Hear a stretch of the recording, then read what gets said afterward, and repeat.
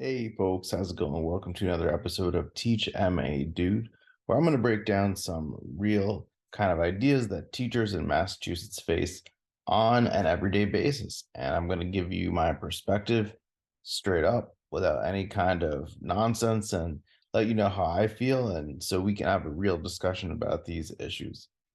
Before I kind of continue, please don't forget to like, subscribe, and leave a comment so we can keep the discussion going. Again, please make sure you make your comment respectful. You don't have to agree with me, you don't have to disagree with me. But please, let's make sure we make our comments respectful.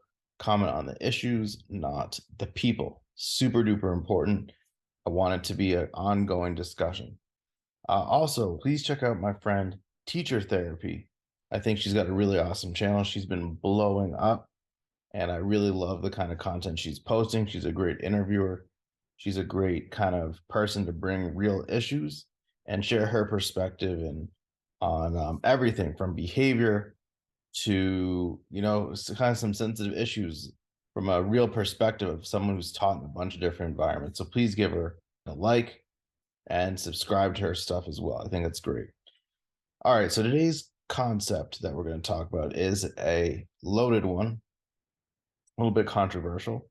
We're going to be talking about indoctrination. And what does that mean? I'm going to give you my definition, and we're going to take a look at a few scenarios, and we're going to determine is it indoctrination or not. Now, despite some of the things I've said in my past video, I do acknowledge that indoctrination is something that happens in schools. Teachers do this to students, whether knowingly or unknowingly. And it is something that we have to pay attention to because we do want students to develop critical thinking and reasoning skills.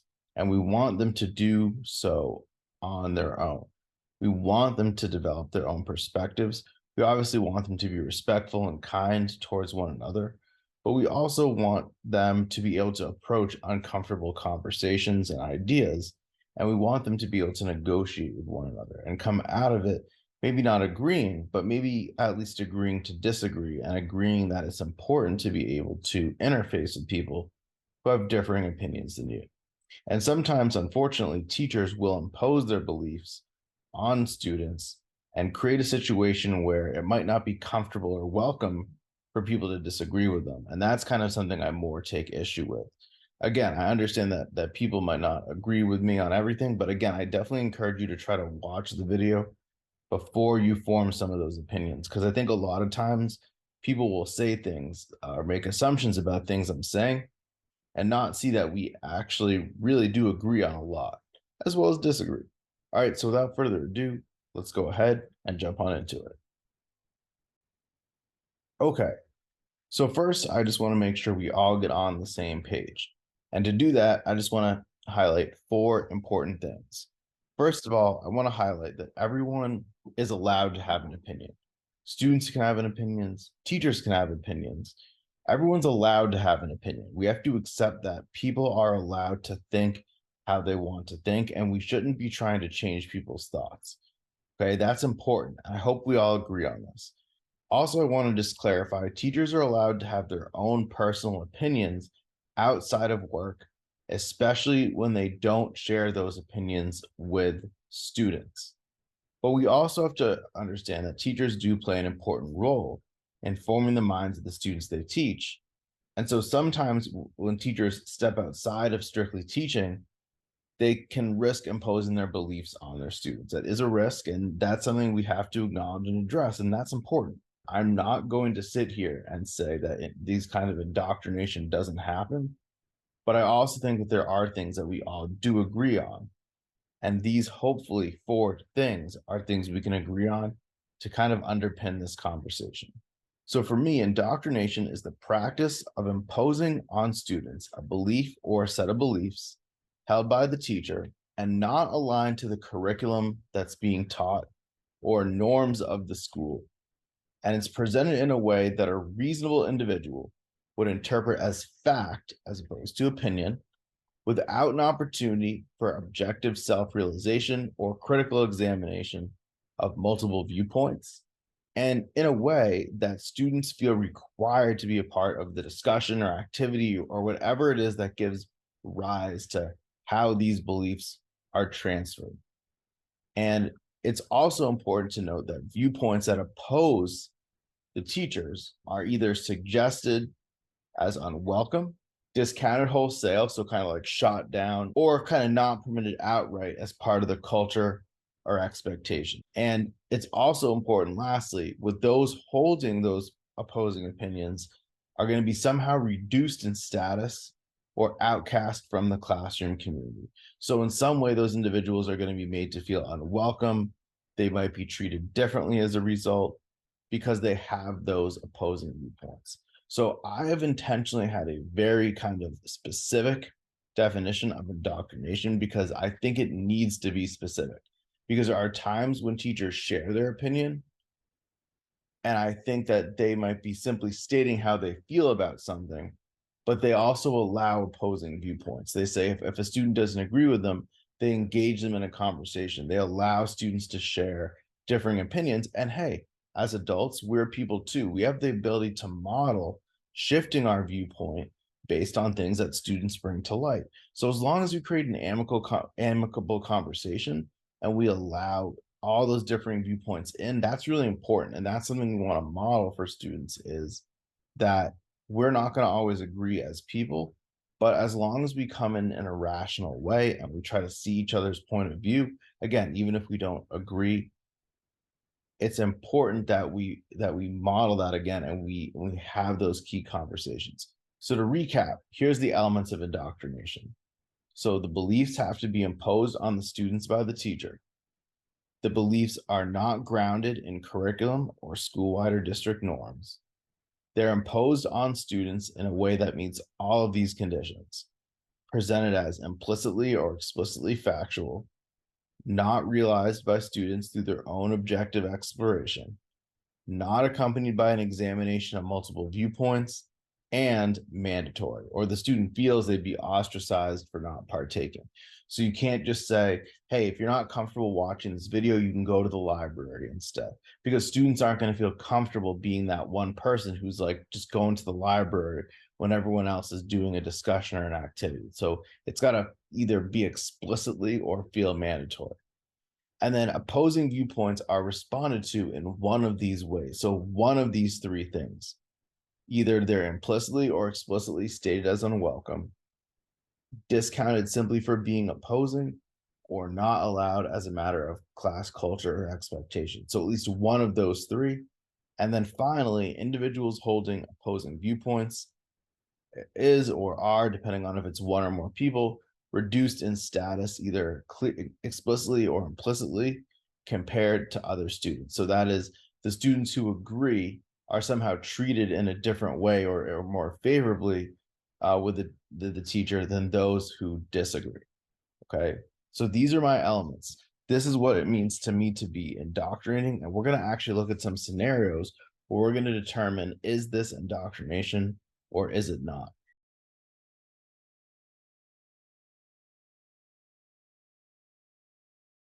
Okay, so scenario one.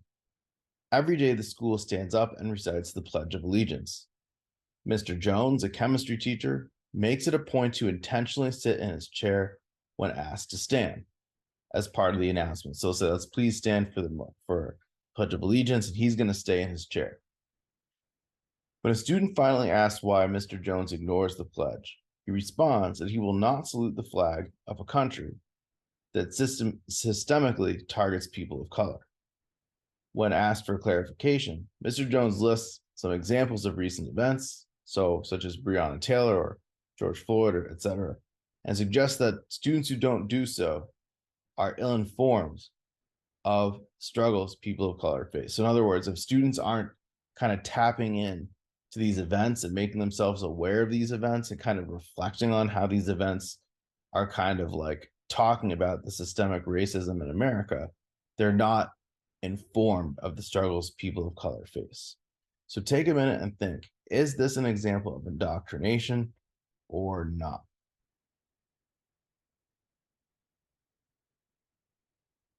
So in my opinion, this is an example of indoctrination. Now, before I show you how this applies to the checklist, Keep in mind that in Massachusetts, the Pledge of Allegiance is something that teachers are legally required to say every day. It is a law, actually, and you technically can be fined if you do not say the Pledge of Allegiance. I think that the issue is, as this scenario kind of highlights, my fear is that if I don't say it, then kids are going to ask me, well, why aren't you saying it? And then any reason I give them is kind of encouraging them to think what I'm thinking and then act as I'm acting rather than forming their own opinion. So let's look at why this is indoctrination. So first of all, beliefs are imposed on students by the teacher. The teacher is saying, I believe there's systemic racism. People of color are not being treated equally. That's his belief being projected to the students. The beliefs are not grounded in the curriculum or school-wide district norms. The school-wide district norms is not saying systemic racism is a thing, presumably, and we need to address systemic racism explicitly in the classroom by telling students about systemic racism. And he's a chemistry teacher. This is not related to chemistry. So there's no grounding in the curriculum or the school-wide or district-wide norms. So it is imposed on students in ways that he believes that this is implicitly or explicitly factual. So whether or not students believe that systemic racism is an issue in America, he's saying it in a very clearly factual way. Students aren't exploring whether it is an issue or not. He's saying, yes, factually, it is an issue. He's not looking at multiple viewpoints. He's not looking at, well, could there be other reasons why these incidents happen? And I'm not saying there are, but he's saying it in a way that students aren't being asked to think about, different viewpoints. Students aren't being asked to think about differing perspectives and differing events. He's dictating specific examples. And he's saying, that's it. Like, these examples are showing something, and it's mandatory. The students all have to be in there for class. They all have to be in there in that moment for saying the Pledge of Allegiance, and they all are having to be part of that conversation because he's not letting them have any way out of that. And now we have the issue of opposing viewpoints are responded to in the way that they're implicitly or explicitly stated as unwelcome, because he's saying, hey, look, if you don't see the systemic racism, then you are ill-informed. You need to get informed. All right. I'm so serious about this that I'm now saying to you that you better believe the same thing as me. And finally, the individuals holding opposing viewpoints are indirectly, implicitly being reduced in status, because now it's like people say, well, why are you doing this? Why are you having this reaction? And his response is almost to say, well, why aren't you? Right. And he might not mean it this way, but he's projecting his particular opinions. And he's saying it in a way that now students, without really examining all the facts, are now having to step back and say, well, maybe I am ill-informed. Maybe I need to get better informed on all of these issues, and maybe I shouldn't be standing for the Pledge of Allegiance either.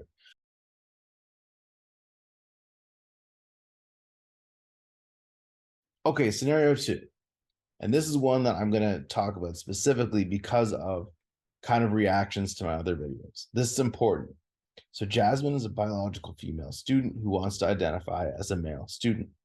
They tell their math teacher, Mr. Pagoda, that they would prefer to be called Jason and to use they them pronouns. They state that they're scared of their parents finding out and ask to be called Jasmine in any communications home. Mr. Pagoda agrees to do so and follows through on this. He does not say anything explicitly to any student, but when peers refer to them as Jasmine instead of Jason, Mr. Pagoda gently corrects them one-on-one and says, please remember that they would prefer to be called Jason. So they use the preferred pronouns and the preferred name. If the peer refuses, so if they say, I'm not going to do that because, I don't believe in pronouns, whatever the student's belief is, Mr. Pagoda has a discreet conversation in the hallway about the importance of respect and reminds that student that, hey, if someone had treated you disrespectfully, that wouldn't be allowed either. You're not in trouble, but I do want to let you know, like, this is not okay with me. And just so you know, like, if someone had done something similar to you and made you feel uncomfortable and made you feel unwelcome, we would be having a whole conversation with that student too. So I'm not treating you any differently than I'm treating anyone else. So you're probably going to know the answer to this, but take a minute and think, is this indoctrination or not?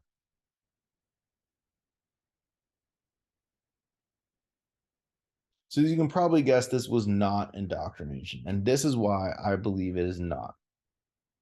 So fundamentally, there's not any beliefs that are imposed on students by the teacher. If anything, it's the other way around.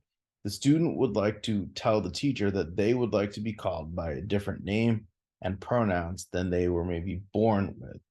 The teacher is not saying anything to the student. The student is approaching the teacher. The student is saying, "This is what I would prefer to be called. And also, please do not tell my parents." This teacher is not inserting themselves into anything. The teacher is not, outing the student. The teacher is not getting in between the parents. And I know people have tried to accuse me of saying that I believe they should. The teacher's being Switzerland here. They're creating a comfortable environment for the student. They're creating a welcoming environment for the student. They're not, going to get involved with the parents' beliefs. And again, in my particular experience, I've never had a parent, knocking down my door, trying to get me to out a student, trying to say, "I've seen this, I've seen that." But again, it might be happening. I don't know. But the teacher is not imposing any particular ideology. They're not saying I support. They're not specifically stating their beliefs about transgender individuals, but they are respecting the students' preferences, and that's okay, in my opinion.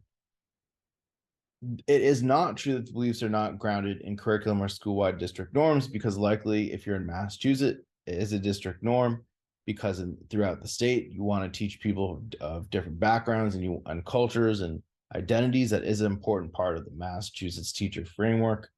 So I would say that it is grounded in school-wide or district norms, respect, etc. Nothing's being imposed on students. Teacher's not imposing anything on students. The teacher is simply saying you need to be respectful to everyone. And for me, that means that if a student would like to go by a different name, you need to honor that. And more so saying, "Hey, I'm going to treat any disrespect the same way." If you call a student, make fun of a student's appearance, if you make fun of what a student's wearing, if you make fun of, what their hair looks like today, if you make fun of the name or pronouns they want to go by, all of that is considered disrespect to me. And I'm not going to tolerate it. I'm going to have a conversation with you no matter what I see. Now, opposing viewpoints, they in this case, we don't really know how they handle the opposing viewpoints, but it doesn't seem like they're really being stated in one of these ways. So it doesn't seem that the student is being discounted for being opposing. They're not saying, I look at you less for being opposing.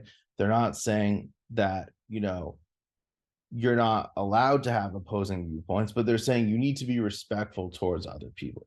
So it could technically, you could give this one a check, but it's really clear to say it's explicit. And again, this teacher is saying you're not in trouble necessarily for what you're doing, but I do want to let you know that, you are being disrespectful. You are capable of not being disrespectful. And again, I would treat anyone else in the same way. So there's no real reduction in status, relatively speaking, because again, the teacher is saying, I wouldn't tolerate disrespect no matter who was being disrespectful. Anyone would be treated the same way. So, in my opinion, this is not indoctrination. It does not meet all of what I believe are criteria.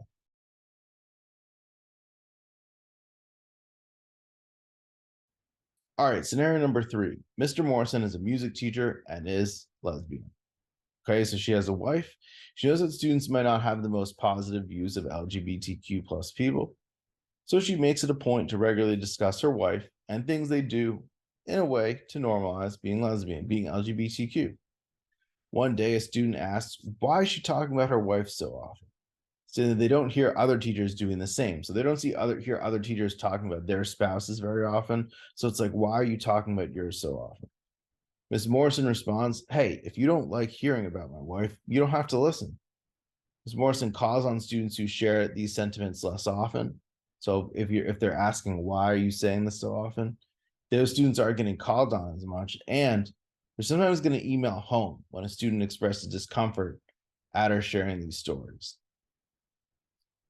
So again, I'm going to say straight up, look, at the end of the day, hopefully we agree. There's not an issue with the fact that she's lesbian. There's not an issue with the fact that she has a wife.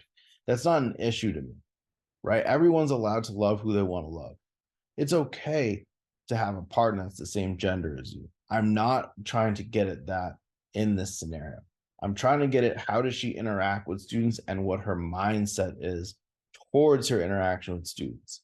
Take a moment and think about it. Does this seem like indoctrination to you? And then we'll talk about it.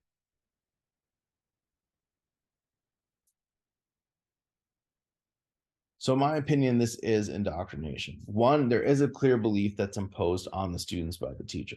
So the teacher has, aforethought that, you know, I think that students might not feel comfortable with people who are lesbian. So I'm going to go out of my way to share more stories to normalize this because I want students to know that being lesbian is okay. Look, personally, this is me. I don't disagree with that. There's nothing wrong with that. But that's not the point. It's that she doesn't think that. And now she's going to tell to the students, you shouldn't think that either. Okay. So, regardless of whether how we feel about it, that belief is being imposed. You should not think, here's what I think. You shouldn't think this way either. The beliefs are probably not grounded in curriculum. This is music. The students aren't learning anything of curricular value by hearing these stories. If this was something that was happening after school with a select group of kids who, came to hang out and wanted to know more about this individual's life and explicitly asked, hey, how did your weekend go? How is your wife? And asking questions in a way that people were volunteering to be available for, I think that would be different. Now, it is imposed on students in every one of these ways. One, it's presented as factual. She's saying factually, I think that, my marital arrangement is okay. And again, me as the creator of this video, I don't disagree, but I'm saying she's saying this is factually, I want to normalize this. It's normal. You need to know that it's normal. And as a student, I'm internalizing this as factual. Students aren't, there's no way in this case for students to realize through their own objective exploration. They're not really exploring different scenarios of different kinds of couples and realizing that, oh, there's all different kinds of people, there's all different kinds of relationships. They're hearing about this one type of relationship, and in this school, this is the one type of relationship that they seem to be hearing about all the time. So there's not really looking at multiple viewpoints, there's not really looking at multiple experiences. There's only this one individual sharing this. And again, I think that their marital arrangement, nothing wrong with it. Nothing wrong with it at all. But again, it's how it's being portrayed to students that I think we want to think about. And it is mandatory. The students need to be part of the class. The students, it's so interwoven into the class that if the student actually wants to learn, if the student wants to be part of the learning environment, they have no choice but to hear that because it's weaved in. And again, there's nothing wrong with occasionally hearing stories about someone's life, but it's about the frequency and it's about the relative frequency. Because if a student is perceptive enough to ask this question, why are we hearing about it from you so much? We don't hear these kinds of stories from other people. That is something worth thinking about. And we have opposing viewpoints shot down in a couple ways. One, they're explicitly saying it's unwelcome. And two, they're saying, even to the point of the quote, if you have a problem with this, like, I don't want to hear it. It's discounted simply because it's suggested that this is something that makes students uncomfortable. It's shot down. The teacher calls on and gives less attention to the individuals who are asking these questions. So for me, this is another example of indoctrination.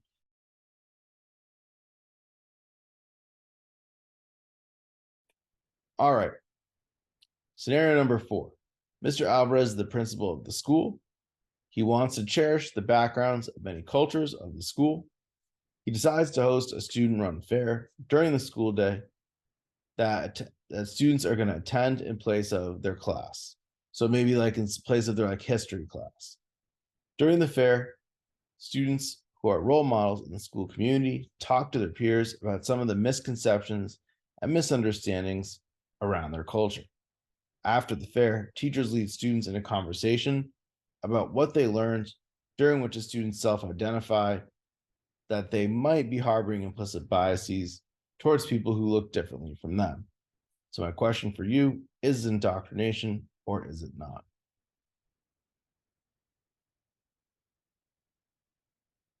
So this one is, in my opinion, not indoctrination. So there are beliefs that are being imposed on the students by the teacher. So indirectly, the belief is that people have implicit bias in their mind that they hold towards people who are different from them, and that this might be causing them to harbor misunderstandings or maybe hostilities towards other people. That's a belief that many people have. Again, I have that belief. But again, it's a matter of, are we taking our beliefs and imposing them on other people in a certain way? So, to some extent, we do. However, these beliefs are kind of grounded in curriculum or school-wide norms. I don't think that applies here, because they are talking about this is, if we talk about in places their history class, learning about different cultures, right? We have kind of sociology and different cultures and backgrounds, and the idea that we're going to want to respect and value people who look differently and act differently from us, that is again built into school-wide and district norms. So the idea of, again, universal respect, I don't think that we really have an argument that's something that would go against curriculum or school-wide district norms. In terms of imposition on students, I don't think it meets all four criteria. It is implied that it is a factual statement. People have implicit biases. But I think what's different here is that students are pushed to go to a fair, to navigate that fair in whatever way they see fit, to tap into the experiences of other peers. So the teacher is not sharing their experiences, the students are sharing experiences with one another. And then the teacher is guiding the students through an exploration of their own personal feelings. The teacher isn't saying to the kids, you are biased. The kids are talking and saying, you know what? Maybe I didn't think about these things before. Maybe I do have certain biases towards other students. Maybe I do need to start thinking about how this is making other students feel. Maybe I do need to start thinking about, maybe am I stereotyping? The teacher isn't telling the students anything. They're engaged in their own objective exploration, but also this conversation, they're examining multiple viewpoints. They're considering, maybe other people might say, you know what, but like, what about this or what about that? Again, it's all about the students are forming their own opinion that they might be having implicit bias. The teacher is maybe thinking, hey, it's possible, but the teacher isn't telling the students, you have implicit bias. You need to address your implicit bias. The students are discovering that for themselves. However, it is important to notice this is mandatory. The students are required to go during the school day, and they are required to go during their class. So they are, in a sense, foregoing learning that would ordinarily be happening if they, hadn't done this fair. And, it's not stated, but it's possible that the principal or whoever might let the students go to the library or go hang out somewhere else instead. But again, are you going to want to be that one student who doesn't want to go to the diversity fair or the cultural fair? That could be ostracization. So that, in a sense, I do think it's mandatory, but it does not meet all four criteria. Is there any dissent on opposing viewpoints? Well, there doesn't seem to be anything to say that, people who oppose these ideas are unwelcome, discounted, or not allowed as a matter of culture expectations. Everyone seems to be allowed to participate in the conversation.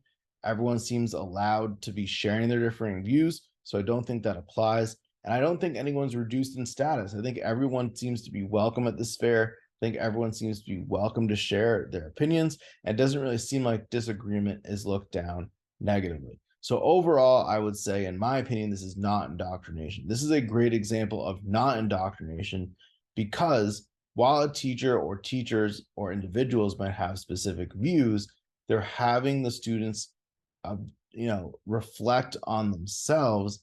And again, maybe students walk away saying implicit bias is BS.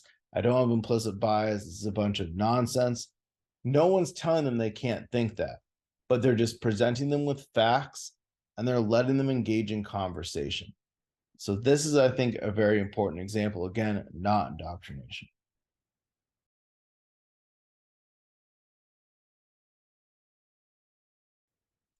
Okay, last example. Miss Turner runs a local Gender Sexuality Alliance Club, so GSA, used to be called Gay Straight Alliance, now Gender Sexuality Alliance. She and the students in the club feel it's imperative to normalize those who dress in drag. They all decide to host an after-school drag show event that is heavily promoted by the principal of the school. Teachers are not required to go, and they can stay in their classrooms to help students as required by their contracts. So if you're not comfortable going as a teacher, it's all right. You stay in your classroom, and students want to get extra help, they can come see you, but they also have the choice to go home. The day is over. No teacher is allowed to offer extra credit to students who attend. So no students can get any kind of conferred advantage just because they attend, because it is after school. Some parents decide to protest, joined by their children. They don't agree that this is something that's appropriate. The principal stays outside to monitor the protest and makes mental note of which parents speak at the protest. So here's my question for you. Is this indoctrination or not?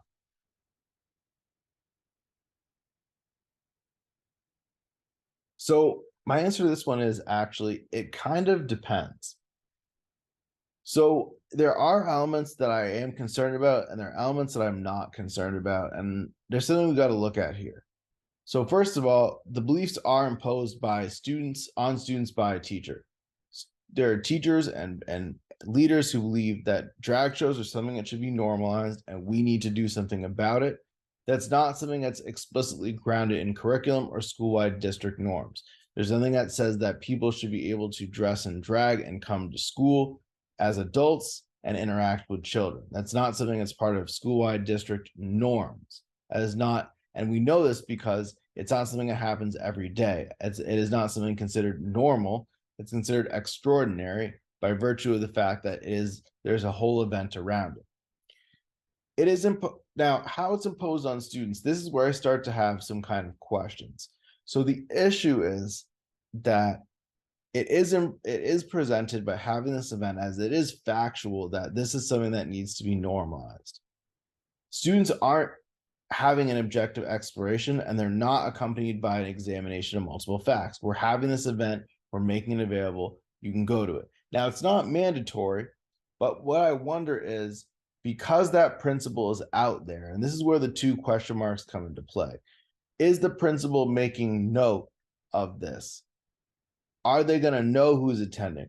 How are they forming their own biases based on what they're seeing and who's participating? Is it possible, based on that observation of the people who are attending the protest, as I say here, that there's some notion that if you don't agree with this after school activity, that implicitly your disagreement is not welcome. And if you want to think that you don't agree with them, that is one thing.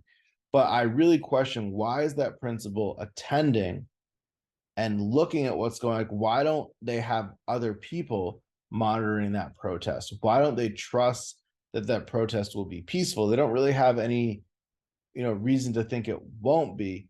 And by putting themselves out there and making mental note of who's engaging in the protest, I think they're indirectly creating a sense that if you feel uncomfortable with this drag show, then you are someone that, I'm not so comfortable with myself. Now, again, as a principal, I don't find any issue with you, or as a teacher, with you saying, I think that these are things that are perfectly okay to happen in school. I don't have an issue with these things happening at school. But I think the principal is undermining themselves because they're trying to make systems to make it feel like, it really is your choice whether to attend. If you don't want to attend, it's fine. If you want to do this, extra help instead, it's fine. Teachers aren't going to be allowed to elevate you by giving you extra credit just because you attend, because of equity issues and people who need to leave right away. But then they undermine that by then saying, well, now I'm going to go out and be making note of who's participating in these protests. And, down the road that might get brought up. So I would take concern with that for sure. These are not things that are easy to kind of assess. And again, if you're someone who believes that drag shows at schools are okay, I'm not saying whether I agree or disagree with that, but it's how do those beliefs get imposed onto the students that we teach? Hey folks, I really hope that you enjoyed this video. Again, I know that these are very sensitive issues around indoctrination. The reality is that a lot of times teachers are very well-meaning. Teachers have beliefs that are very strong to them and that really underpin how they go about interacting with people. But the issue is that teachers do not have a right to take their opinion and carte blanche impose it onto students without at least having an opportunity for informed conversation, for examination of multiple viewpoints, and for allowing people to oppose them in a way where they do not shut those students down and make them feel unwelcome. Because I think what happens is right now in our country, we have a lot of polarization. We have a lot of people who are coming at things from different angles. And what we have is a lack of conversation. I've seen it in the comments, people saying, not the nicest things, but not really wanting to stop and have that important conversation where we kind of try to negotiate our differing viewpoints. I encourage anyone who wants to have that kind of conversation with me. I'd be happy to have a conversation live and post it to the YouTube, because I want to keep things real. And, there could be something I could learn from it too. But again, I'm sure there's something that I've missed. I'm sure there's something I've left out. So again, feel free to like, subscribe, leave a comment so we can keep the conversation going. This has been another episode of Teach MA Dude. Hope you enjoyed it. I'm hoping to see you in the next video, and you have yourselves a wonderful day.